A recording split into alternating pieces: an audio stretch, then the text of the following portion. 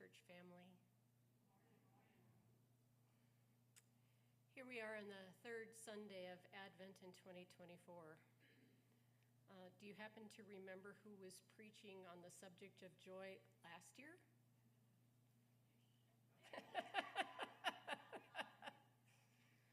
Well, since then, we've traveled so far, 1 billion kilometers, and that's no exaggeration.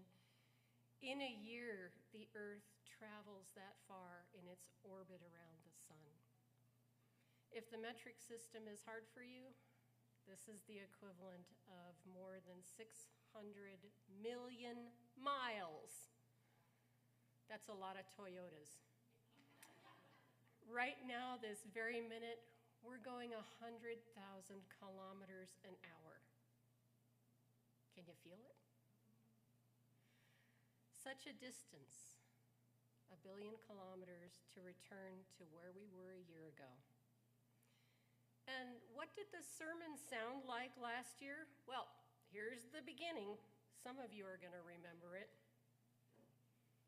Quote, "When Brother Bob asked me to preach today, I said, sure, while a part of me inside went, uh-oh. I've been struggling with depression for more than a year, and I thought, who am I to preach about joy? And then I thought, well, maybe it's one of those God winks, those nudges that signals, yes, you are the person who should do this. You. And then I went on to show you a video of baby goats. Hooray for consistency. A year later, we're going to get baby goats. But this time, I chose a seasonally appropriate version with music from the Nutcracker. So have a little joy.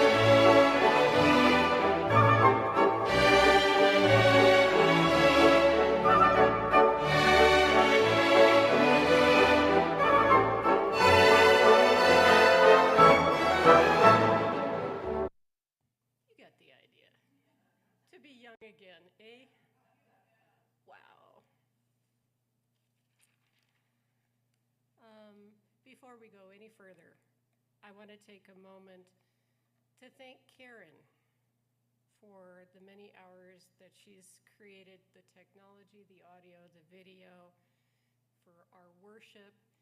And she's so faithful, so skilled, and so patient because, you know, like half an hour ago, I said, I want to swap out one of the songs, and she did it.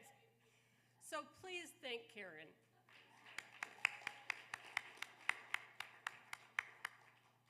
I'm grateful to you, Karen. Thank you.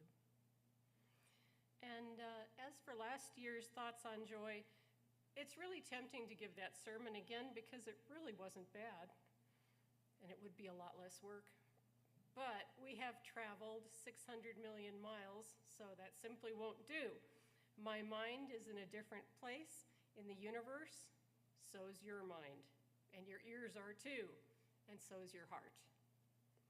And besides that, I'm not depressed anymore. I don't know if you could tell. So, hooray for excellent therapy. I really love my therapist, and I look forward to seeing him every month, but I can tell we're getting close to the end of a beautiful counseling relationship. He said to me last session, "It sure seems as though Pamela's back." And I think that's true. Yeah. So I vote for therapy. The other thing is there are some metabolic changes that are having an effect on my mood that are surprising to me. So if you want to talk about that, see me afterwards. One of the ways I know I'm back in myself is that I'm singing random snatches of tuneless stuff, like little do-do-do-do-do stuff, as I go around. And as I'm doing chores or as I travel here and there. Yesterday I walked into Sisson's to get the chickens some mealworms, and the guy behind the counter said, "Wow, you are happy, you're singing." And I would say, that's joyful. I remember years ago, Bella's 10 now, she'll be 11 soon, my granddaughter. And this was maybe when she was about 5. She was playing and she was doing this little do-do-do-do-do-do stuff. And I looked at her and I said, "Where'd you get that?" And then she gave me the look that you give somebody who's just asked a really stupid question. And that's the first time I realized I do that. So that was weird. So this has got me meditating and pondering about the topic of joy again, because I like to, when I have a sermon topic, I like to think it through. Last year, I asked you to reflect on the last time you felt joy, and now I want you to kind of scroll through your memory book of joyful moments in your life for a minute. Kind of think for a moment what comes to the surface.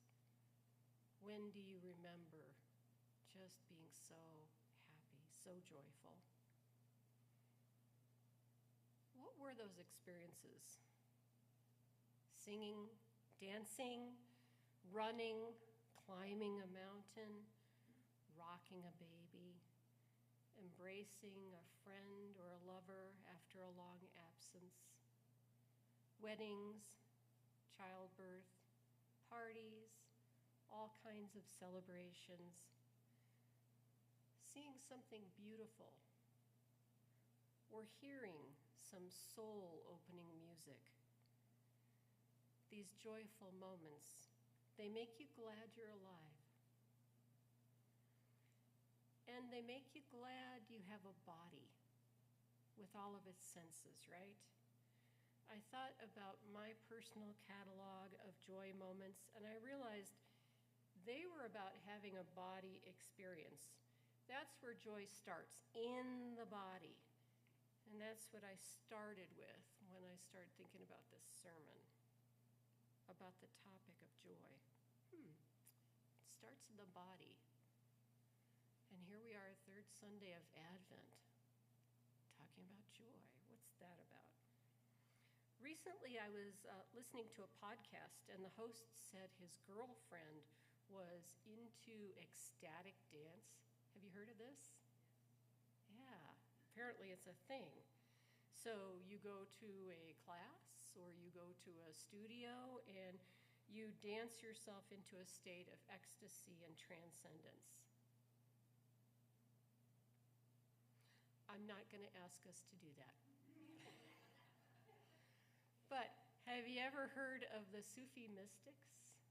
They used to be called whirling dervishes. These Islamic mystics spin around and around and around and around for hours, striving to get their spirits to rise out of their body to join with the one. It's a powerful meditative technique which starts in the body. Some of you, I'm sure, have felt transported when you dance. Many of us have had the feeling of transcendence sometime in our lives. It's a magical and joyful moment because we stop being me. We're lifted out of ourselves. And then I began to wonder about our capacity for joy as our body becomes more limited. I don't know about you, but that's my experience recently. No way am I going to an ecstatic dance class. I don't think my joints can handle it. I can still sing and hug, but climbing Long's Peak as I did when I was 25, not gonna happen. And if I were you, I would bet against my ever running a marathon at this point. Somewhere in all of this, I had a thought. It's Advent. We not only light candles, we are candles. The candle is something physical. It requires wax and a wick to create light. But the candle can get smaller and shorter and still illuminate a great space around itself. We're candles. Even when our physical selves seem limited, our capacity to shine continues to the very end, to the last moment. Joy, which was in our bodies when we were young, is transformed into light. Our bodies are being transformed to spirit as we prepare to go home. If joy is about transcending the self and losing the certainty of the self and all that that entails, then we can practice without ecstatic dance. You know how it works. Many of you should be preaching right here now instead of me. The joys and blessings in your past are the wax that make you a spirit candle. Gratitude and faith are the wax. Hope and peace are the wax. The Holy Spirit lights your flame. And once you are illuminated and illuminating, you forget about yourself. You look for the places that need the light, and you take yourselves there.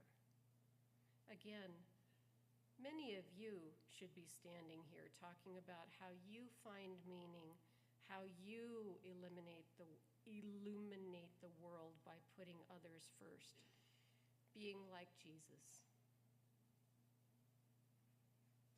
Jesus will be born soon, and we're going to gather around the manger, readying ourselves to bend, to bow to his light. We're going to bring our candle selves in hope and faith and joy. We come ready to be reborn into love. Just as a baby is born into loving arms, just as Jesus was born into Mary and Joseph's loving arms, we are born joyfully into God's loving arms. May we burn joyfully until the final darkness comes.